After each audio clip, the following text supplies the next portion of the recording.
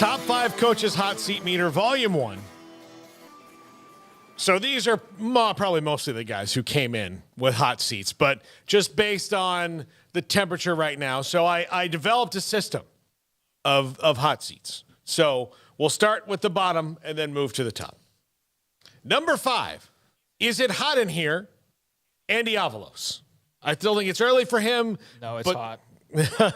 Is this broiler hot? No, it's hot. I mean, he's not even barely into year 2 yet. But, Yeah. I mean, yeah, they are not Boise State. They are not what they were supposed to resume being. That's a big first hire for Jeremiah Dickey. We know him. He was Mac's right-hand man here. And, his big AD gig and big first football coach hire. But I'd say as of right now, you need to check the temperature and see what's going on. It's not like, hey, he's out the door tomorrow or even the end of this year necessarily, but there is cause for concern. Well, yeah, and look, they got handled by Oregon State. By Oregon State, and look, teams Oregon State deserves some credit too. Yeah. Like, I mean, there are some things to like about them, but yeah, go on. But I mean, getting handled. Like I'm just saying, you didn't lose a close game to a Pac-12 team. You got handled by them, and you've been building your brand on the fact that we're just as good as these people. We can beat them when we play them. They won't play us that often. We have to do this. We deserve to be at the next level. And in this college football playoff expansion, you got to win games. I mean, you just got to win. All this is coming out. You need that momentum for your program, especially with the things they're trying to do to really solidify there. Go ahead. Yeah, no, I don't want to make and I know you weren't doing this, make everything about the playoff. But what you're saying, though, is that in an era where realignment's going on, and it's like, hey, you better jump on the boat while it's passing you. You don't want to be bad when you're Boise State football, and that's really your calling card is how good you've been and why you deserve a spot at the table. And and obviously, yes, an expanded playoff. You now have an opportunity to potentially get into that. But yeah, mostly realignment related. If anything, this is the worst time to not be playing very well and being Boise State football. Yeah. Number 4, he plays tonight. Do you smell smoke? Jeff Collins. The house is ashes as far as I'm concerned. And I only put him here just because they haven't played yet. So giving him the opportunity to maybe shock the world and beat Clemson tonight, which I don't think is going to happen, but maybe they do. That's why he's here. But there's been nothing like Georgia Tech is, as the ACC goes, like they don't even bear mentioning. Like they just don't. What's happened there? I mean, what they did when they fired Paul Johnson, they lost what made them unique. Yes, the option. The option. And then instead of, okay, I get it, you can't really run the option. You're not a military academy. You should be better at Georgia Tech than that. And they have a pretty good history there going back, a long ways. But even in the late 90s, they were good. Joe Hamilton was a quarterback there. It was fantastic. They've had some good teams, but they did not really invest in somebody who could change things all that much. I think that they got caught up in, just like all the mess like everybody else has, whether that be a COVID thing or whether that be, just dealing with all the other outside noise. And I also think that maybe they just didn't make the right hire. Yeah. I mean, they know the kind of when things are, I mean, come on. How are they going to fix that? They're going to probably go make another hire at some point. That's really, that's what it is ultimately. But yeah, he's a Temple guy. He's a Matt Rule guy, so to speak, or at least affiliated. Yeah. So you thought he'd go down there and basically do what Rule did at Baylor.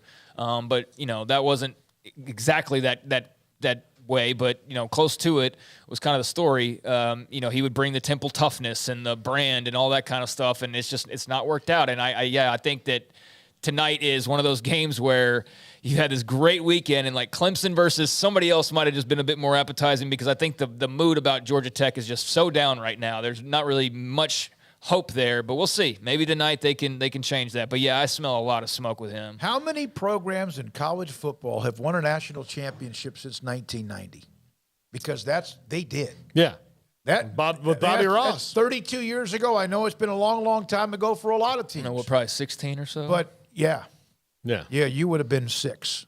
Yeah. Number 3, call the fire department. Jeff Scott in South Florida just got hammered by BYU. And it's just, there's something not working. That Jeff Scott was a great offensive coordinator at Clemson. You thought it was his time, but maybe this just isn't They just don't have the dudes. Dude, this is not. I don't even think this is a maybe. I think this is clear cut. Like they are going to have to do something. They are not very good at all. They are not a good football team. So yeah, I think that barring some miraculous turnaround, USF. I mean, you talk about teams that in the midst of realignment and uncertainty, they are one of those programs. Absolutely, along with Boise State, along with San Diego State, along with the ones that were just ushered in or will be ushered in, next year to the Big 12, along with SMU. Like all the teams you think of that are right on that fringe area of being a part of the club or whatever. I mean, USF's got things working in their favor. But what's not working in their favor right now is how atrocious their football team is. And, yeah, they're going to have to make a change. It's just not very good. Yeah. Number 2, evacuate the building. Scott Satterfield at Louisville. They got it really taken to them by Syracuse. When your coach is on the hot seat and gets it handed to him by another coach who's on not as hot a seat, but Dino Babers needed to do something at Syracuse, your seat gets real hot. And Scott Satterfield, Malik Cunningham didn't look good. That whole thing didn't look good. Now, look, they've got time to turn it around, but he's already, lost the AD there that hired him. All these things have gone against Scott Satterfield. I have a friend, Chad, on Facebook, sends me a message all the time. A guy watches the show, big Louisville guy, and said that the temperature in that part of Kentucky right now is, when it comes to Scott Satterfield, is not very welcoming. No, that's a massive red flag, losing the way that they did, to start the season. That's just, you had concerns, I think. People had concerns, going in, but I think all your concerns were like, here we are, nice to see you, and we're back. And, yeah, that's not good. You know who they play next? At UCF Friday night. Yeah. Then, who knows? Florida State, week 3 at home.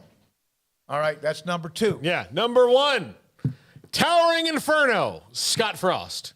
And they wound up putting some distance between North Dakota State and all that. North Dakota State, they would have lost if it would have been North Dakota. But North Dakota. But the first half of that game was the hangover from Northwestern. Long trip. And this is just has to stop eventually. Like they just have to move on, and it's getting October 2nd. Remember the date. October 2nd. That's when his buyout changes. Davalos is in year 2. Leave him alone. Of the ones, Long, Collins, Satterfield, or Frost. You mean Scott? Jeff Scott. Yeah, I'm sorry. Scott, Collins, Satterfield, or Frost. Are we going to see a Coach Wells situation like at Texas Tech almost midway through the year with how many of those? I think you're going to see it a lot this year. I think you're going to see it again. I really do. I think last year's coaching cycle will be again, and Nebraska being the biggest brand name of all those 3 wouldn't surprise me to be the first, much like Clay Helton at USC last year. Jump on whoever because you have to, even if you don't you get a jump on maybe negotiating, which I'm sure USC did with Lincoln Riley, but you also get a jump on telling the recruits that things are going to change, and that's what it's really about. Yeah, I just don't know if the massive dominoes are in place to have a whole Lincoln Riley, Brian Kelly, all that type of situation. But I'm with you on Avalos and Boise State. He needs some time. Maybe he's a young coach and all that coming over from Oregon. But I mean, yeah, that's definitely one that you at least peg and you go, okay, this is one to keep monitor of. But yeah, not the same situation as the other guys on this list. I mean, Frost, that's a foregone conclusion. Collins, I think, is a foregone conclusion. Scott's, I think, a foregone conclusion. And Satterfield, I don't know enough to know like whether that's all the way down the tracks or not, but I definitely feel that way about the other ones. I mean, barring some miraculous turnarounds, that's pretty much writing on the wall. All right, good stuff, Paul. One of these days, there's going to be a hot seat for coaches, and Frost's name won't be on it because he either pulled off a miracle or he's finally gone. Not finally, that's not fair to say. For Emery Winter and Jack McKenzie,